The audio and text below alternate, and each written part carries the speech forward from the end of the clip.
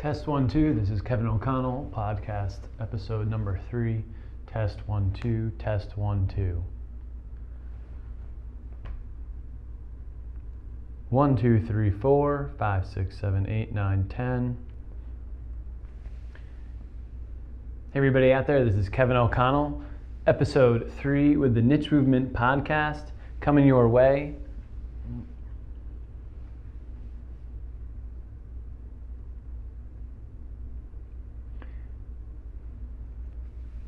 Hey everybody out there, this is Kevin O'Connell, episode 3 of the Niche Movement podcast coming your way just shortly. But I just wanted to start out by being so grateful for the continued support here of the Niche Movement. Not only have we been putting out some great content and the audience and you, the supporters, been receiving it very well, but I'm just very overwhelmed that 3 weeks later that the book has been released, of all the love that we're still getting, of the people sharing it, reading it, reviewing it, and the best part is seeing this organically take off, and so many different people buying copies of the book, sharing copies of the book, and reaching out.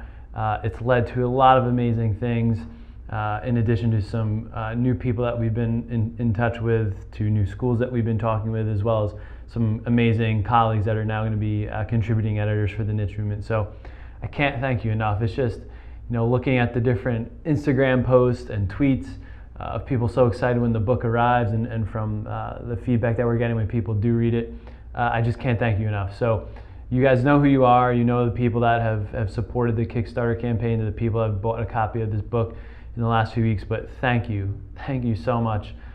This is what makes everything that I've put in over the last year worthwhile, and knowing that when you create a piece of art and you ship it and you get it out there, that it can be received and passed along. And so that's what I'm really trying to build here, is a tribe. And so thank you guys very, very much. So without further ado, we'll get into episode 3 here.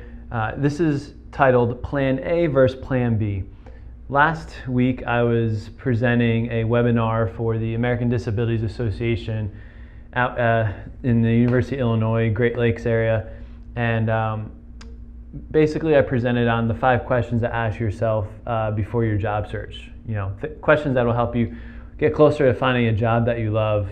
And at the end we had a Q&A, which I love doing Q&A, and somebody typed in the webinar, basically, how do you know when to focus on plan A or plan B, or have a plan B, and when should you take that risk, if at all? And I really, my initial answer was, if you have a plan A and a plan B, you're never going to achieve plan A, because you're always going to be okay that you have a B, C, or D plan backup. And while that's all true and good, I look at my own experience, and I can remember that when I started the Niche Movement in February 2013, I was so excited.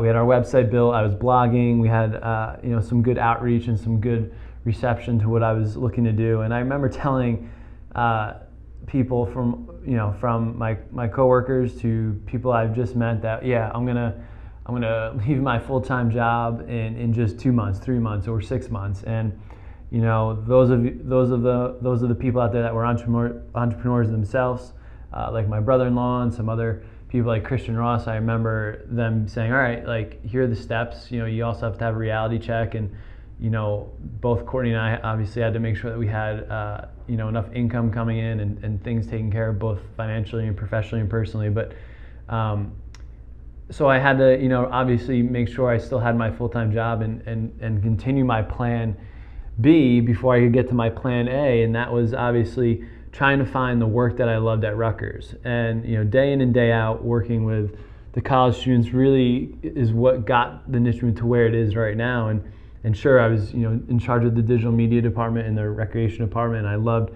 doing every minute of that, but still my values weren't aligning in that department. So I would spend literally any waking moment on the Niche Movement. And so that's kind of my message in this podcast is, if you want something bad enough and you want your plan A to work out, you have to put in the effort. And that's going to be episode 4, effort and consistency. But my point here is plan A versus plan B is you have to really find a way to make it work. And so a couple of things that I have here is the first thing I want to talk about that's in the book here from after interviewing Elena Gerst is she talked about a boutique career. And so sometimes, I've seen it here, and the other person that's living this is Nicole Piquant, who I featured in the beginning of the book in the very first chapter.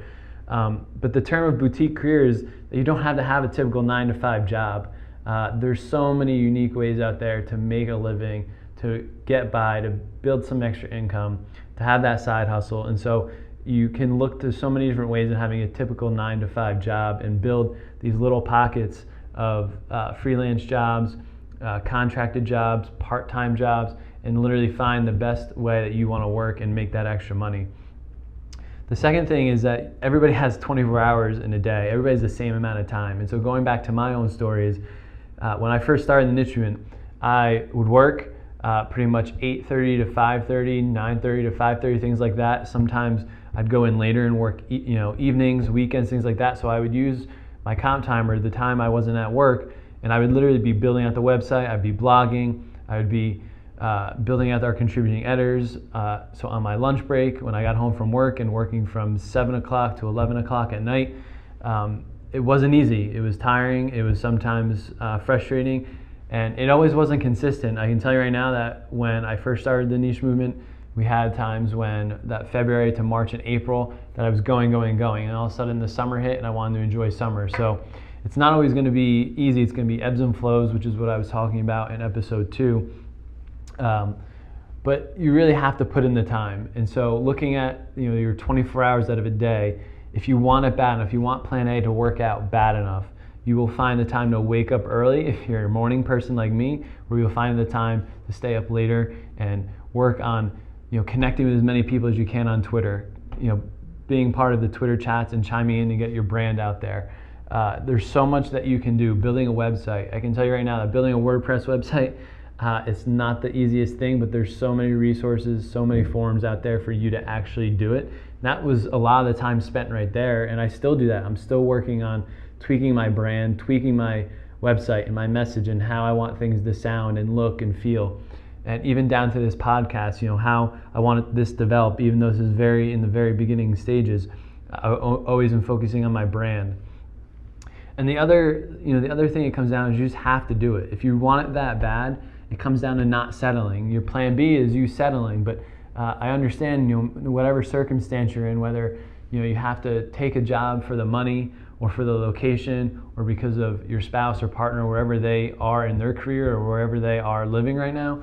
I totally understand that, but there's no reason than not going out there and just figuring out a way to make the most of your days and your weekends and figure out who you can talk to. You never know who you're talking to that knows somebody else. And I can't tell you that advice works more than firsthand than I can tell you that so much, that just me being in the right place at the right time and somebody introducing me to another person and say, oh, Kevin started the niche movement, or he's writing a book, or he does digital storytelling. I can't tell you how many doors in the last 6 months that has opened.